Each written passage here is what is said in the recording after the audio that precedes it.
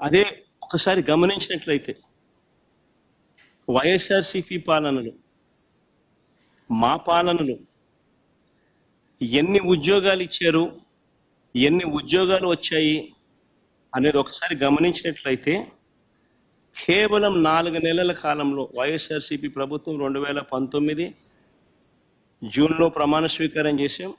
October కల్లా, గాంధీ జయంతి కల్లా ఏకంగా 1,30,000 ఉద్యోగాలు గ్రామ వార్డు సచివాలయాలలో మన పిల్లలు పనిచేస్తూ కనిపించేట్టుగా చేశాం. 4 నెలల కాలంలోనే ఏకంగా మరో 2,66,000 వాలంటీర్ల ఉద్యోగాలు అక్టోబర్ 2 గాంధీ జయంతి నాటికి, అంటే మా ప్రభుత్వం ఏర్పడిన 4 నెలల కాలంలోనే రిక్రూట్ చేశాం. ఎవరు కాదనలేని సత్యాలు ఇవన్నీ. యాప్కాస్ ద్వారా మరో 1,00,000 ఉద్యోగాలు, యాప్కాస్ ద్వారా కరెక్ట్గా చెప్పాలంటే 96,000 ఉద్యోగాలు యాప్కాస్ ద్వారా కల్పించడం జరిగింది.